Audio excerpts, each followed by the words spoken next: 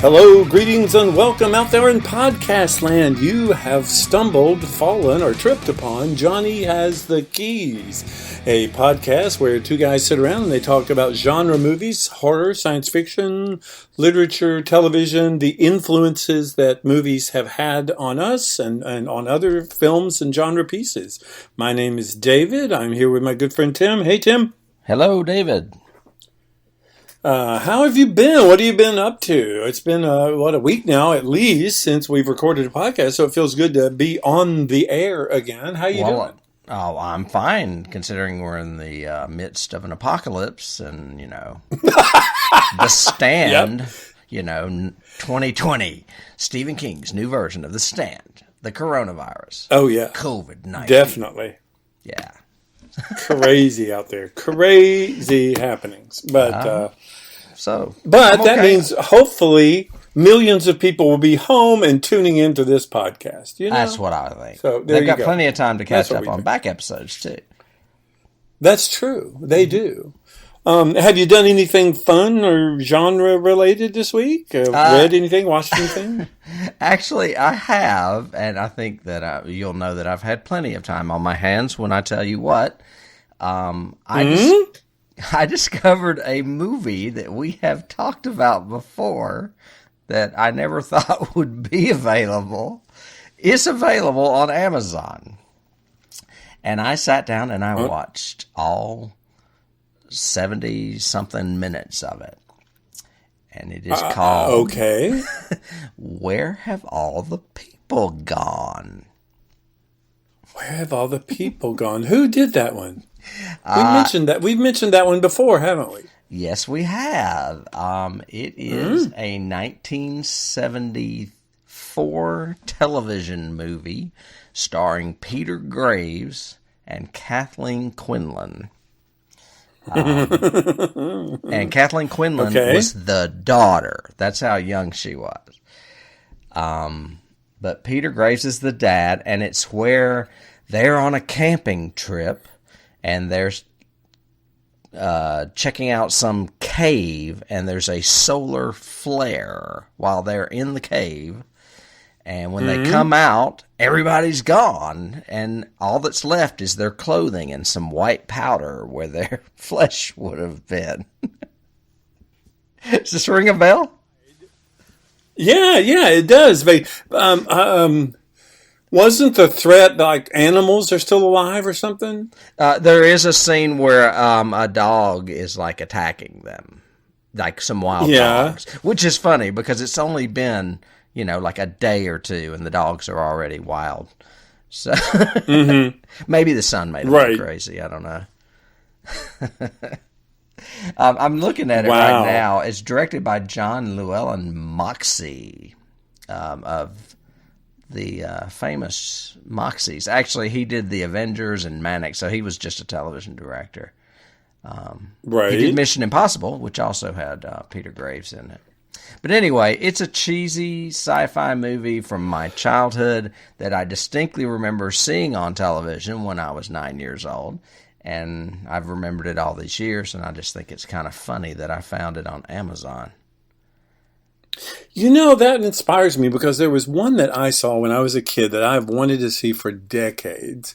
And it was a science fiction. It was a made-for-television, I'm sure. What was the name of it? I think the name of it was called The Love War. I think.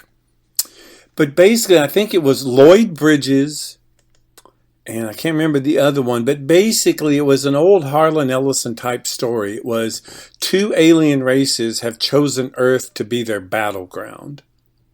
And you're following one alien as he prepares to meet the champion of the other race, and he's going to be in human form too, and they're going to have to fight on Earth. But they don't know what each other look like. They don't know when they're going to run into each other. So it's this cat and mouse kind of game. And you should do some research on it, and we should do a bonus episode of things like this that we remembered from when we were kids. Yeah, that would be cool. We should, because I actually hunted 2 of them down on video that I bought about 10 years ago. I'm sure they're bootlegs because they look terrible. But one is The House That Would Not Die with Barbara Stanwyck, and that was a TV movie. And another was this weird Canadian show called Circle of Fear that had, and Jo Beth Williams was in it, and it had a mud monster. Do you remember that one? Yeah, I do. Vaguely, I do remember that one. And it was salt that killed it. It ended up like falling into the ocean and bursting into flames or something. But that's the one where its hand gets cut off and the hand comes after her. It's good stuff. Yeah, we should really do one stuff. of those. Like do a childhood horror one. You know? Trilogy that would be of Terror, cool. that kind of stuff. Yeah. Yeah. We should do that. Yeah, and like I've said before, the Norless tapes or something. I mean, we should do some of those cool ones like that. That would be cool to do an episode. Oh, no, I'm thinking of Quatermass. Never mind. I was going to say, I put something on our list, but I think it's Quatermass. It's not Norless. Anyway, it wouldn't be Norless because North Southern, but that's what I've been doing. I dived into a childhood nostalgic television film. That's cool. Yeah.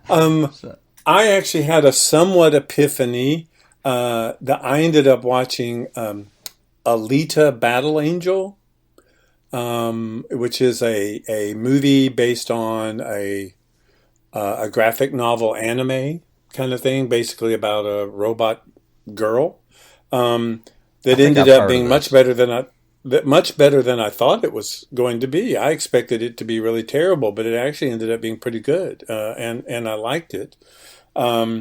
So I would recommend that from a science fiction perspective. But I wanted to mention, I've seen these commercials and I'm curious to watch them now, but I want to know what you thought about like these, it's time to play the most dangerous game kind of movies. There's one called like Ready or Not, which is about like a bride who goes to meet her her fiance's family, and the thing they do before the wedding is they hunt the bride or hunt each other and try to kill each other. That actually got good reviews, I believe. Yeah. And then there's another one that was, I think, postponed or delayed because of some kind of social thing. It was like it had a Columbine thing. I don't know, whatever. It was delayed, but now it's come out again called The Hunt, which is actually the same thing. It's kind of like, it's literally like Most Dangerous Game. The trailer looks like these like 6 people end up finding themselves tied up in the woods and there's a box of guns near them and they have to try to survive the night or something, I just thought it was very interesting that that's become like we're going to make 2 movies about this kind of topic. So. Well, I mean, a lot of times those things come out in pairs. True. We were talking. One studio hears about the other one doing it. About The Abyss, and at the same time that movie Leviathan came out, and I believe Deep Star 6 was around then too. It's like, yep. I'm sure we could think of better examples though. But yeah, it's interesting they come out in waves like that, sort of thing. And then they race the production and try to get theirs out first or whatever. Yeah. Yeah, right. Mm-hmm. Monkeys are big this year. Make a monkey movie, quick. Yeah, it's like that Roger Corman approach. But so this week though, we're talking about your genre. We're into the horror world. I mean, some like, I guess you would probably call this classic horror almost, wouldn't you? Yeah, it's classic horror. It could potentially be iconic horror if you're European.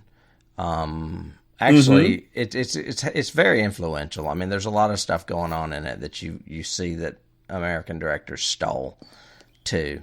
Right.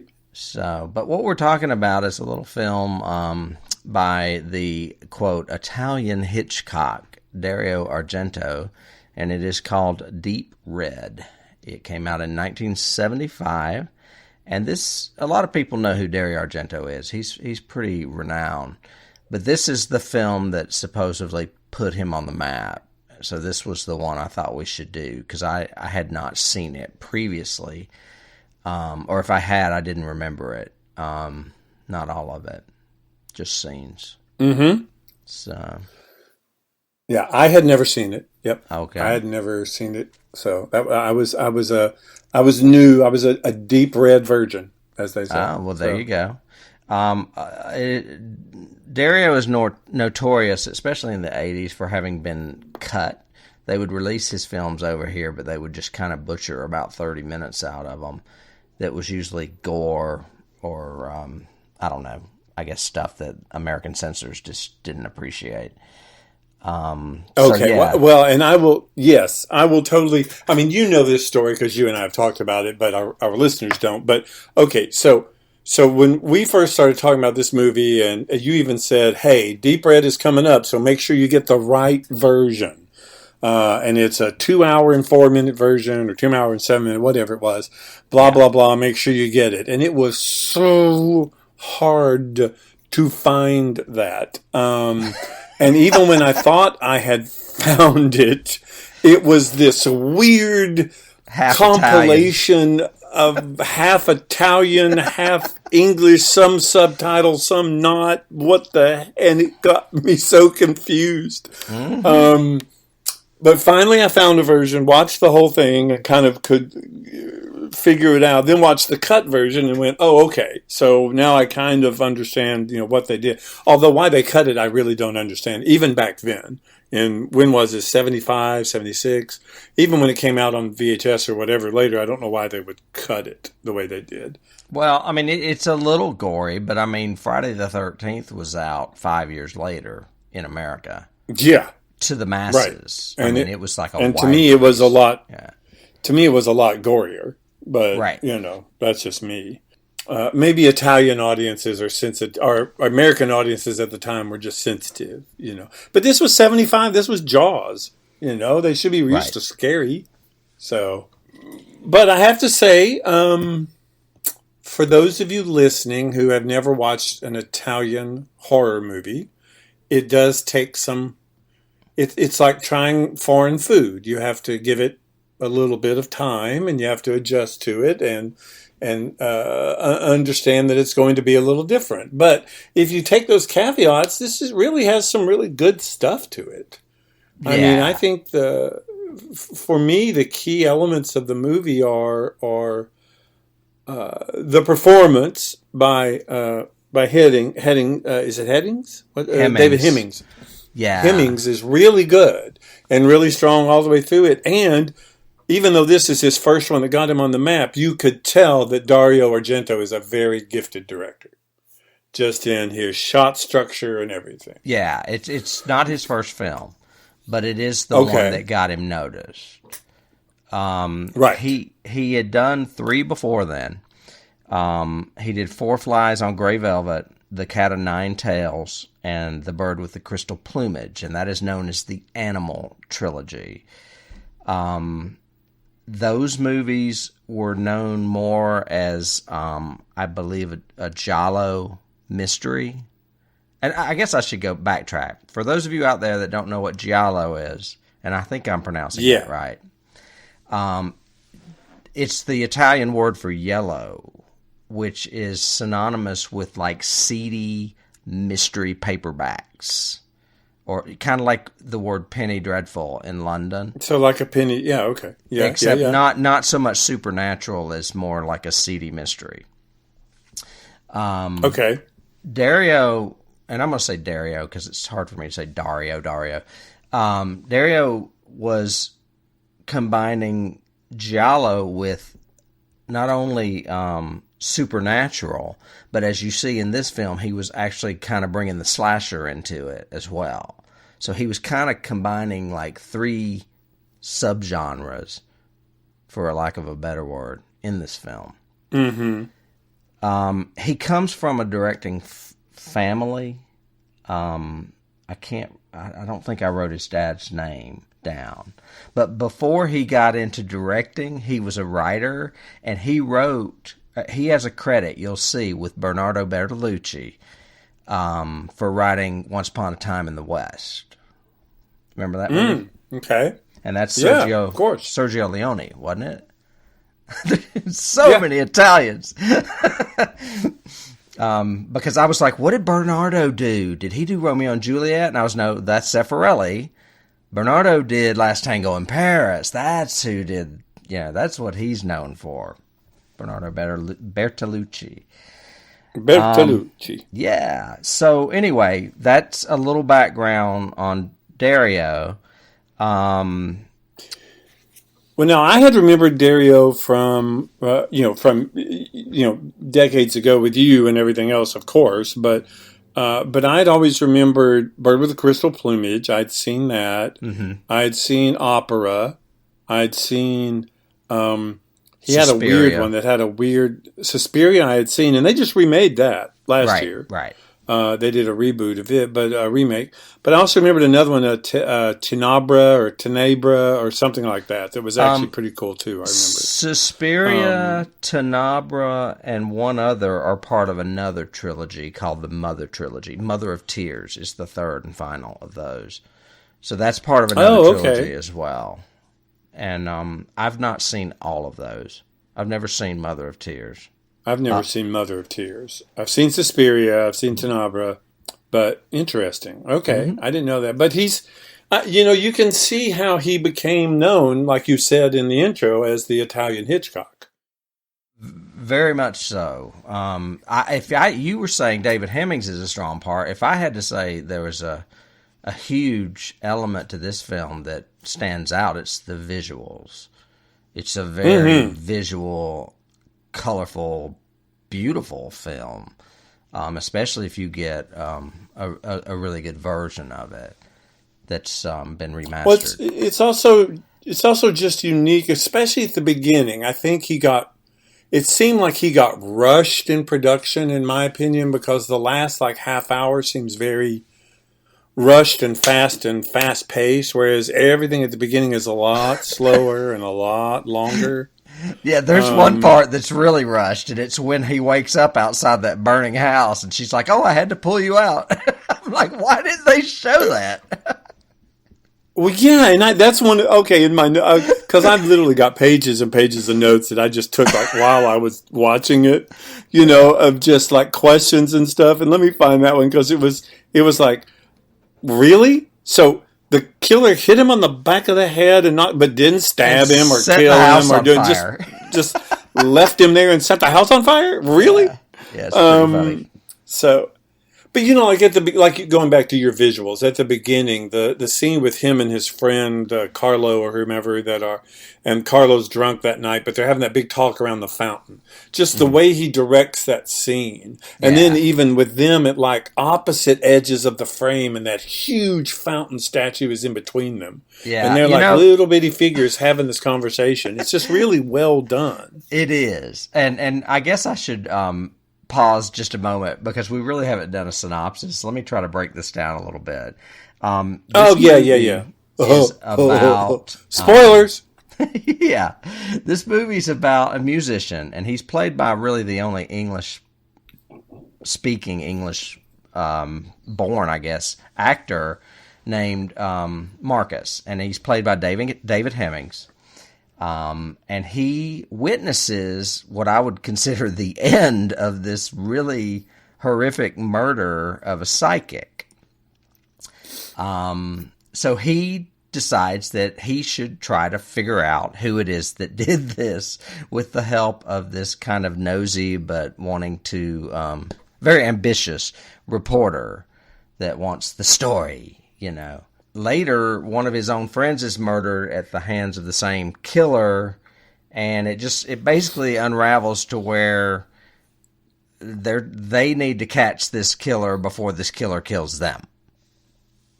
Does that make sense? Mm-hmm.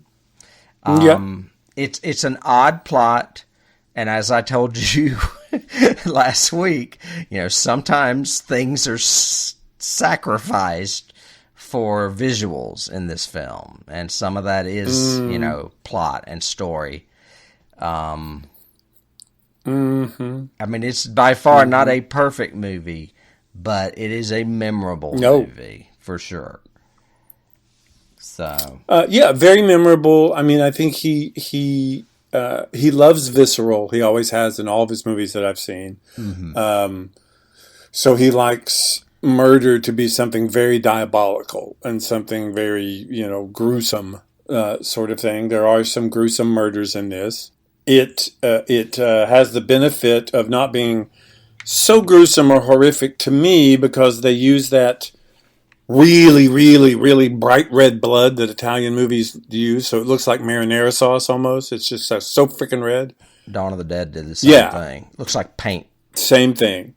Mm-hmm. And you're also thrown off a lot of the times because the music is absolutely terrible all the way through this. It's so funny that he's a musician. The lead character is a musician, but the music in the movie is terrible. It sounded like Tangerine Dream in places. It was just so bad. But that's like, wasn't Dario known for that too, for using weird music or particular music or something? Funny that you should bring that up, David. Oh, really, Tim? Dario became friends and a producer for George Romero on Dawn of the Dead. Oh, okay. When he made Deep Red, he wanted Pink Floyd to score this movie. Oh, and man. He could not get them, but he found a band called Goblin. And Goblin is the band that did the music for this movie, and also the band that did the music for Dawn of the Dead. So, really, yeah, same band. Nuh-uh, because I like now I have to watch Dawn of the Dead again because I actually liked it. Right, but they didn't do that music, did they? They had a partnership. Because it's really, they did. It's really cheesy. This music in this movie is really, really cheesy. It just does not work at all. First of all, it is just so pounding and throbbing before the murder. You're like, oh, okay, here comes the murder music. I guess he's going to be killed. It's just so in your face. I'm not sure how many films they did with him, but he used them quite a bit, I'm pretty sure. And since he co-produced... And they're called Goblin, not Goblins. Goblin. With an X. And because he co-produced Dawn of the Dead with George Romero, he released his own cut of Dawn of the Dead and I actually have this, in Italy. And it's called Zombie. Okay. With an I. Zombi. So the movie that we know as that Lucio Fulci did called Zombie in 1979, a year later, was released in Italy as Zombie 2 and a sequel to Dawn of the Dead, even though they're not affiliated at all. But that's a little... Okay. That's a little horror deep dive for any of you horror nerds out there. It's so funny. I was talking to somebody about this shit earlier this morning, and I thought, man, I sound like a lunatic the way I'm talking about all this stuff that I know. It's just crazy. Anyway. Well, I think this definitely set, one of the biggest keys that I got out of this was this set the whole slasher thing before slashers came to America. Because we said, I think when we did Halloween, that it was one of the first, but it was, really established slashers in the mainstream. But, right. This is just like that, even down to the prologue thing, where we get that murder at the beginning, but we don't know anything about it. And then it's 10 years later or whatever, the way they do it. Or the killer POV, that kind of thing. Yeah. Yeah, definitely the killer POV. That's in my notes, too. But honestly, he's not the first Italian. Mario Bava did it before Argento did. Argento. And really? He did a movie called Bay of Blood in the early 70s that a lot of people feel is that Friday the 13th just ripped off, basically. So So there's more. It's not just Argento. It goes back in the Italian oeuvre, so to speak. But yeah. Do you have background stuff on this or casting on this? I have casting, but it's not much because most of these people are Italian and I have no idea who they are. One last background I had on the title was they originally were going to call this a saber-toothed tiger, but they veered away from it because it would be too connected to the previous Animal trilogy that I mentioned. They were going to call it Saber-Toothed Tiger, the movie?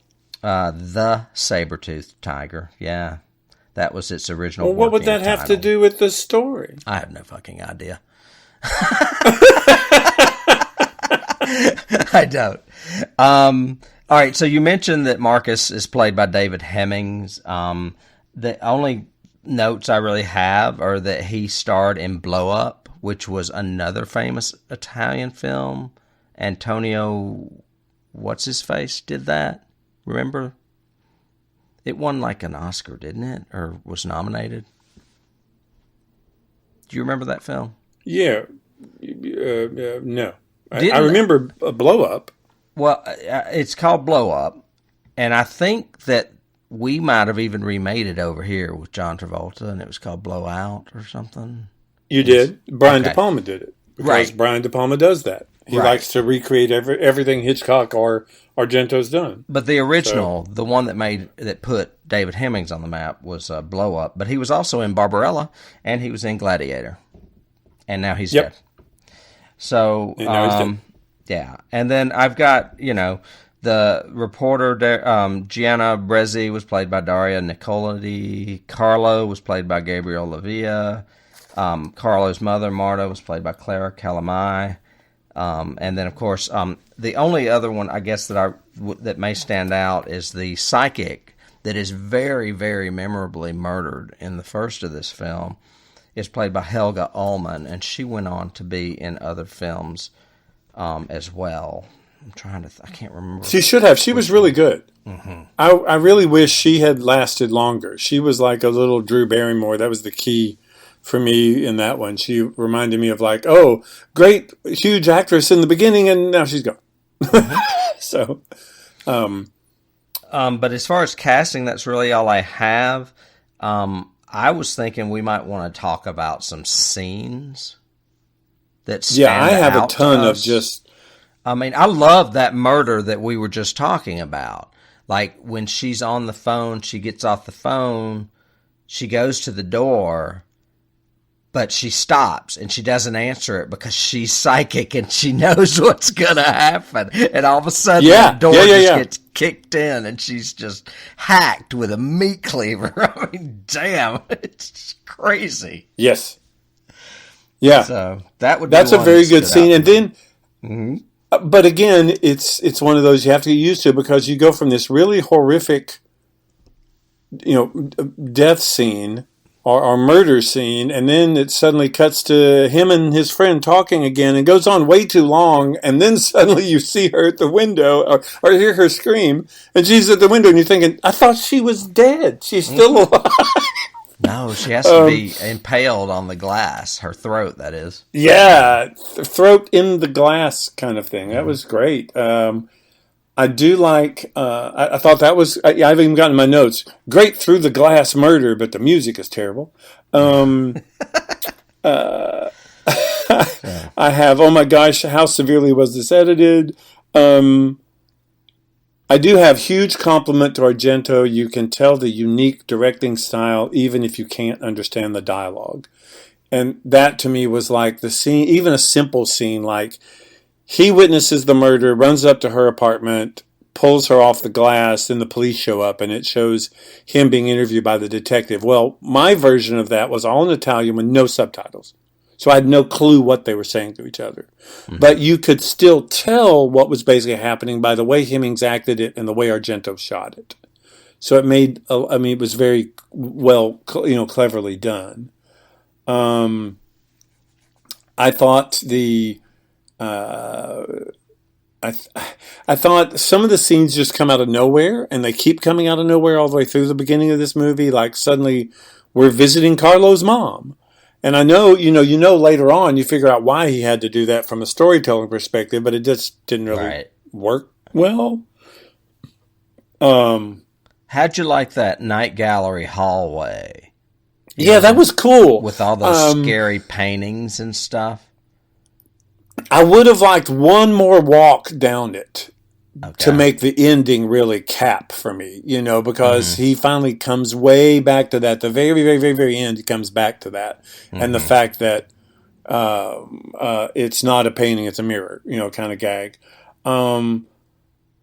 I thought there are just some scenes in this that are just thrown in that I didn't like, but I did like. I liked the whole sequence at the haunted house or the mansion. I thought the way that was shot was good. It was scary. It was creepy. It was very unique to find something behind a plaster wall that you literally dig with your fingers off. That was because I was so afraid he was going to break a fingernail. I was going, oh my God, he's just going to rip one off or something. Okay. How about this is something I loved. The fact that the opening credits start and then right in the center of the credits, they insert a murder and then the credits finish. Actually, you don't even see that much of it. You just see the bloody knife hit the floor in front of the kid's shoes, and then it just cuts away. Right, you basically see the shadows fight. Yeah. And it's Christmas. Yeah, I thought that was great. And I like the fact that becomes the painting, that he finds in the haunted house. Right. I've got other things in my notes. Several times I've got, okay, this must be the most vacant city in the world. There is it's just totally deserted. Then later on I've got, where is it? Does nobody live in this city? I mean, seriously, there's nobody even in the museum. There's nobody on the streets. There's nobody at the library except for one dude. And then suddenly he is in the noisiest cafe in the world with them cooking right beside the payphone and all of that noise and all that stuff. Did you recognize anything by any of the scenes? Recognize anything by any of the scenes? What do you mean? Several scenes he set up to look like Edward Hopper paintings. The scene I would have to know Edward Hopper, I think, to make that work. The scene where Carlo is outside the diner right before the woman gets murdered that he sees in the window, that shot of the diner is a very famous Edward Hopper film where you can see it's really long and you can see in the glass and there's a few patrons inside and like a waitress. That was done and people often do parodies of that. Mm-hmm. Yeah, I have seen that. That's what I thought. I thought that framing looks really unique. Right. That's interesting. And then one that I did not know was the one where there's a piano's being played. I guess it's by Hemmings, and there's a woman with a cup sitting next to the piano. She's got like a teacup. That's a painting called Automat. The previous painting was called Nighthawks, that one of the diner. The one with the woman next to the piano was called Automat. So I like that artists pull from other artists. I just think it's kind of unique that he was inspired enough by those paintings to set them up in a film. I just find that really creative. Interesting. Yeah. I've got, so you saw a murder, you go back home, you're trying to relax at the piano, suddenly you hear weird kids singing, you're all alone, but you'll just go back to playing the piano. I was like, oh, hell no, I would not be doing that. Yeah, that's one of those things I was saying where they just sacrifice logic for the visuals. It's like every time someone gets murdered, you hear little kids singing. I'm like, where's that coming from? Right. But, you and I both always agreed that, either British children or kids kind of, singing or being malicious or maniacal is creepy. It really does. I think it's a primal creep factor to a lot of people. Well, and speaking of really creepy, this has another creepy thing in it. What about dolls? Like that crazy one that comes flying across the room at the I can't remember what that guy was. He was with the psychic in the very beginning of the film. Yeah, he was like a professor, an author. Yeah, he was a professor. That's it. Yeah. That's it. And that really crazy mechanical doll comes flying at him. How the hell's that happen? And then he gets murdered, and the murderer just slams his teeth into the desk. God. Well, he slams his teeth into everything. It's like into the mantle, into the desk. I was going, okay, we get the point that you're knocking his teeth out. Okay, yes, that's we got it. Yeah, that one didn't. That one threw me though too, because I was going, "What the hell is this doll, and where did it come from, and what does that mean? I don't get it." But before that, there's always like this.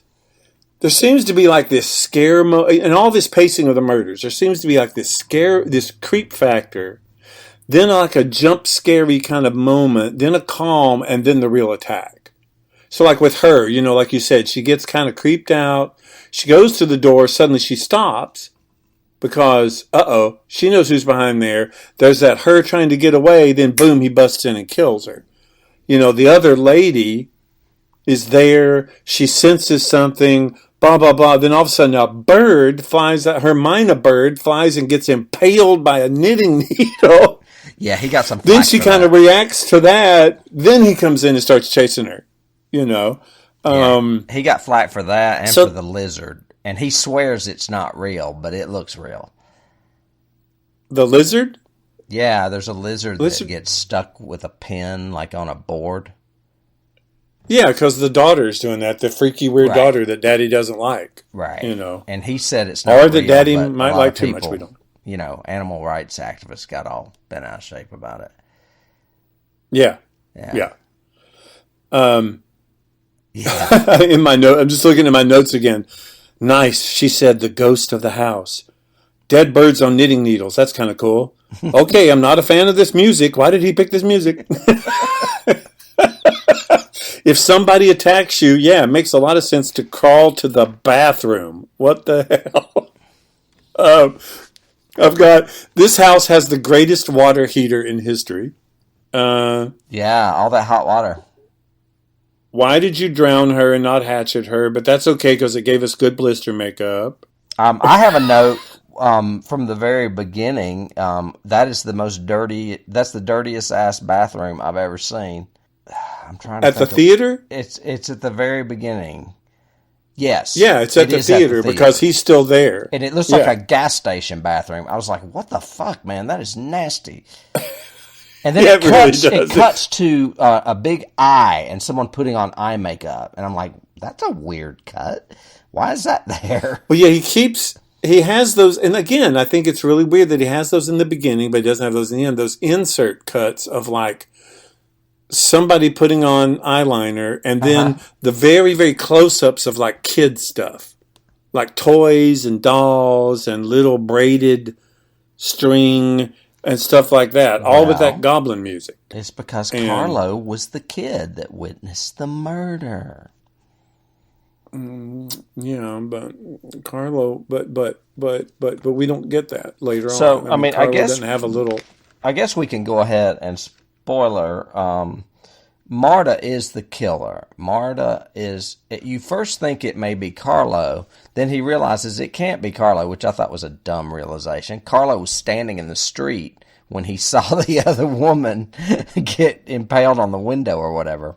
Carlo was going into the diner.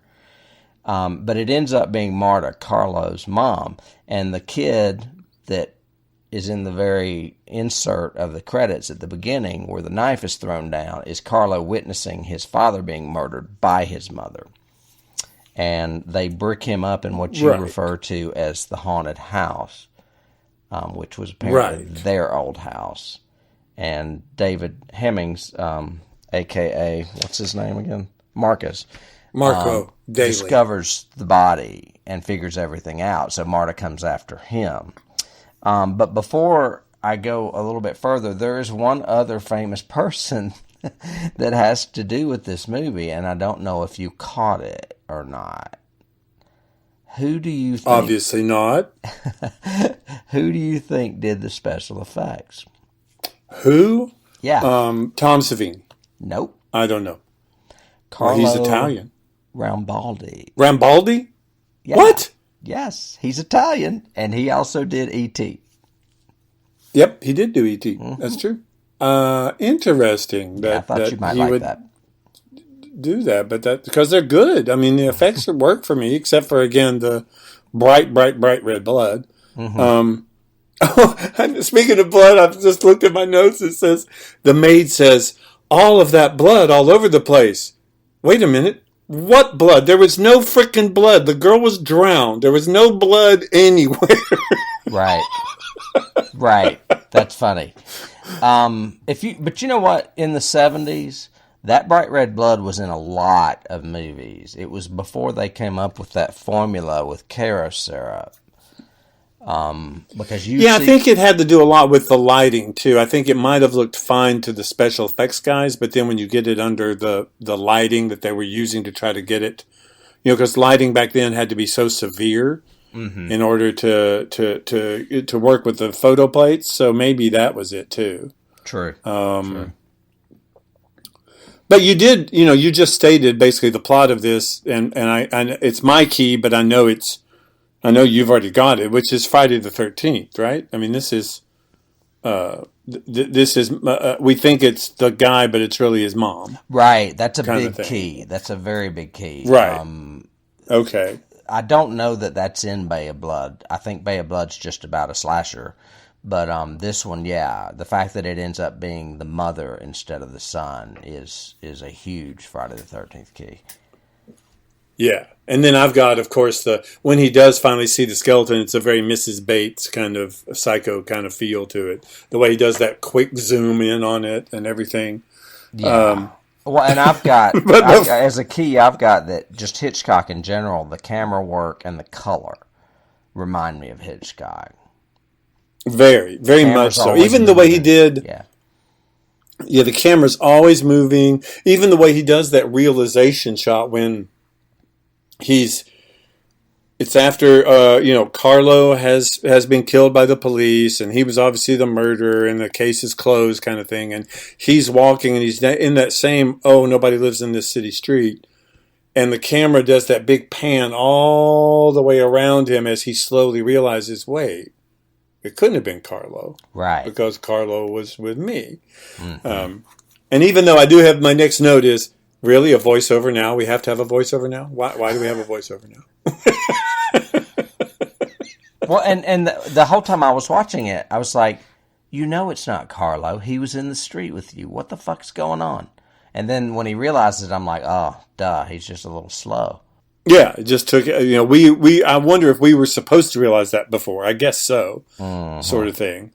I've got stuff like, okay, seriously? You couldn't have waited until morning? You really want to climb off the terrace and try to break into the wall right now? So, what else? Other good scenes. I do like the way they stage the whole, I guess, the next to final scene. So the scene in the school, even though it didn't make logical sense, that was another one of those where I went, okay, so wait. You have a clue that takes you to the school. You're not going to wait till the next morning. You're just going to go break in tonight. Why is this so urgent? Sort of thing. Because it's a 90-minute movie. I mean, it's a 2-hour movie. Yeah, sure. Yeah. But he kind of gets separated from her. He goes following the shadow. She gets... And I really did... Okay, that was one thing that threw me off from a directing and a writing standpoint. I really thought she was dead. I thought the reporter girl was dead. Just because she was stabbed, she fell down. They kind of had that little look into my eyes scene.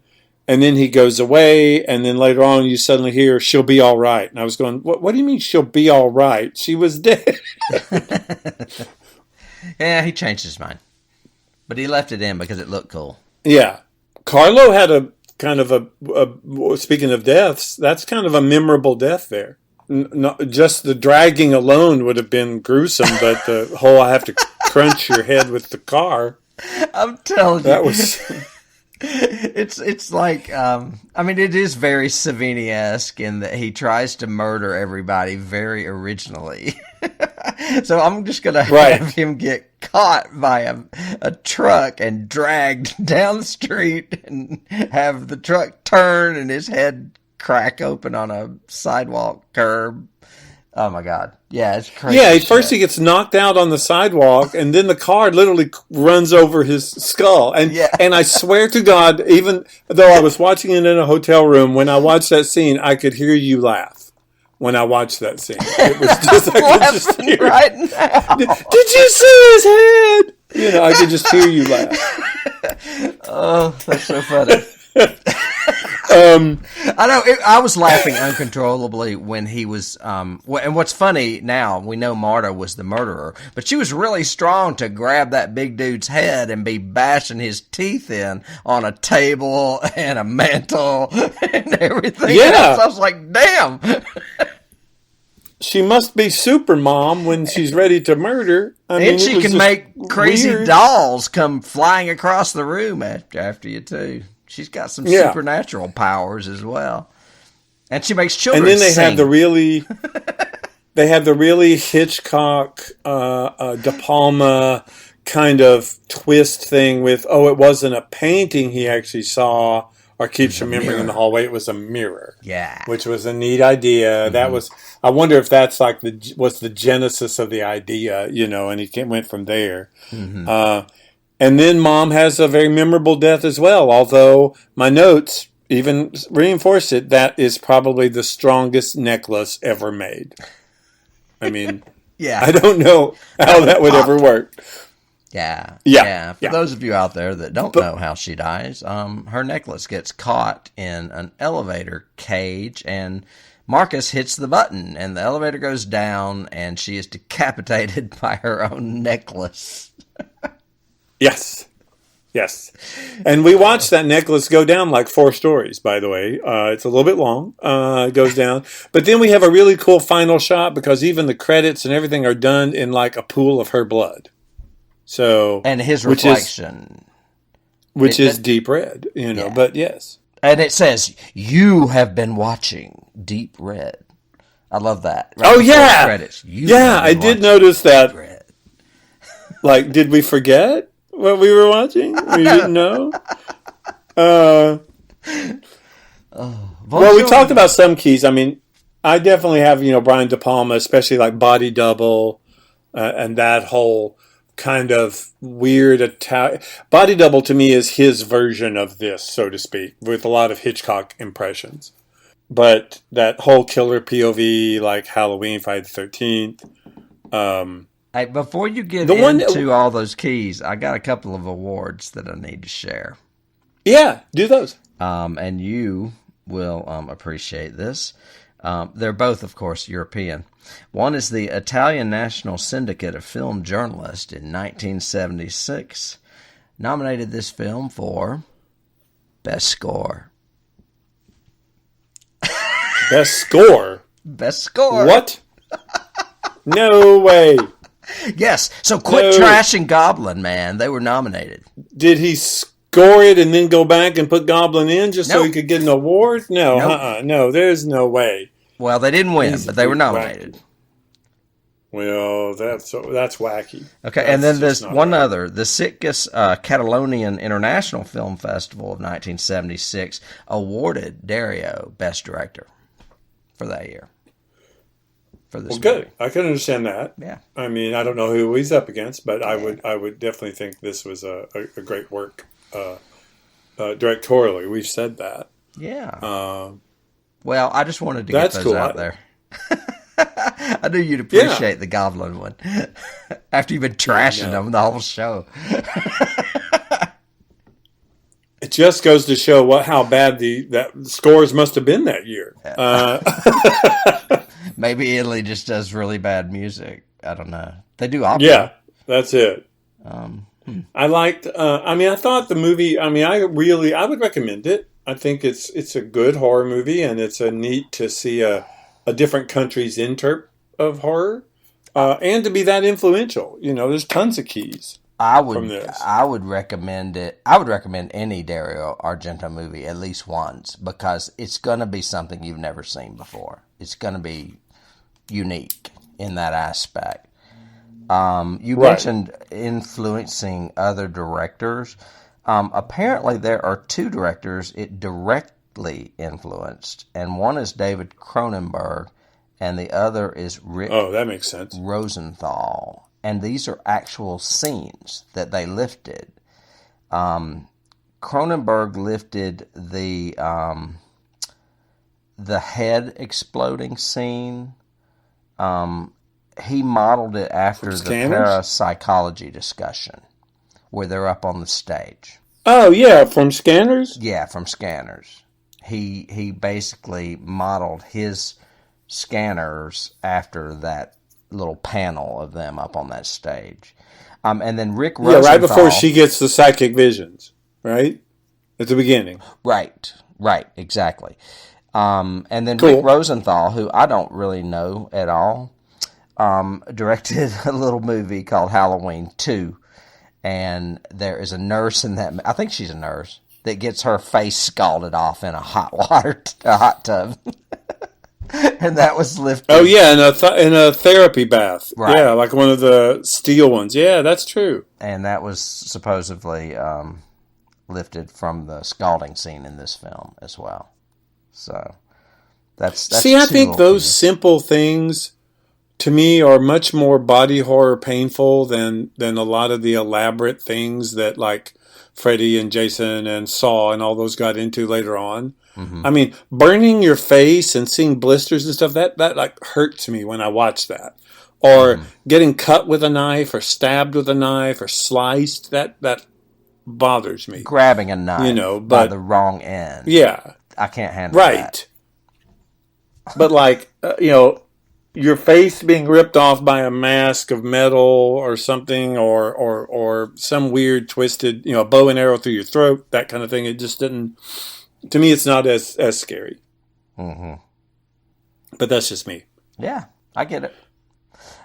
There's another little Halloween homage in there. You mentioned that there was a knitting needle used as a murder weapon.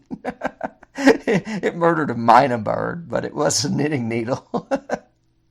Yes. So they use knitting needles. Of course, Jamie Lee Curtis used them not to her advantage, because she just stabbed him in the neck and then he pulled it out and fell down. Yeah. Once Marco finally, broke in the wall and saw the body and everything else, that reminded me of... I just got a Changeling vibe from that. Yeah. From the story of a kid who was, or somebody who was murdered years and years ago, and we walled them up, like Cask of Amontillado, very, Edgar Allan Poe-ish. Right, or Hell House. Yeah, it happened in Hell House. And Hell House, yeah. And I believe it happened in that movie I just mentioned earlier, The House That Wouldn't Die. I think they find those people buried in the basement, if I'm not mistaken. Yeah. And I got a big vibe of that corpse behind the wall. It reminds me of Psycho, too. I think you mentioned that earlier. That's a kind of Psycho thing. And I've also got Brian De Palma written down. I mean, there's a lot of Brian De Palma in this movie. But that's because there's a lot of Hitchcock in this movie, and Brian ripped Hitchcock off all the time. Yeah, all the time. I wrote down Scooby-Doo. Something about this movie reminded me of Scooby-Doo. Oh, and I would have gotten away with it if it hadn't been for you and your reporter friend. You pesky kids. Yeah. You damn musician. Yeah, that's true. And then, of course, I have Dawn of the Dead for the music, because it is the same band that does the music. So... Well, and I have that old, going back in homage, storytelling-wise or literature-wise, of that whole mother will do anything to protect her son kind of storyline. And I couldn't come up with an actual example of that, but I know I've seen that predate this. I don't know if it was a 50s movie or something, but I've seen that kind of storyline of, Mommy will always protect you or take care of you, honey, kind of thing. Because she keeps saying, he's a good boy, or my boy's not here right now, or whatever. She has that line or something like that. So that's in there a lot, too, and I think that's part of it. Yeah, but Lou Reed says you can't always trust your mother. Can't always trust your mother. You mentioned... We've mentioned in the past director trademarks. I remember one was that Stanley Kubrick uses mirrors. And you know what I'm talking about? Like scenes that... Yeah, and he uses 0 point framing. So everything goes toward the center of the frame. Right. Well, Dario's trademark is victims crashing through windows. And I guess this is maybe where it started. Yeah. I've seen his films, but it's been a long time, so I don't remember them that well. But I have a feeling this was the first of many. Well, yeah, like Suspiria, she falls through the big stained glass window thing. It's ceiling. Yeah, that's right. That's right. And in there's something like that in Plumage too. Bird with Crystal Plumage has some glass. I think it's a mirror though. Yeah, she's he's a dancer. got a thing with glass cutting people, big time. Well, he should. It does. It smarts too. That'll leave a mark. You know. That'll squirt some big bright red blood out. So wait, go back to your beginning at the very. Let's kind of loop back. So you said this was a form of what? You said Giallo. Gelato? No. It's spelled Giallo, Giallo, and it's the Italian word for yellow. You know, like yellow journalism, but this is yellow fiction. It's like seedy Penny mystery Dreadfuls. Novels. And interesting. It's a very there was a whole decade or more of what they called Giallo movies, and I'm pretty certain, at least from my knowledge, that they started with Mario Bava, who did other movies that I love, like Black Sunday and Black Sabbath.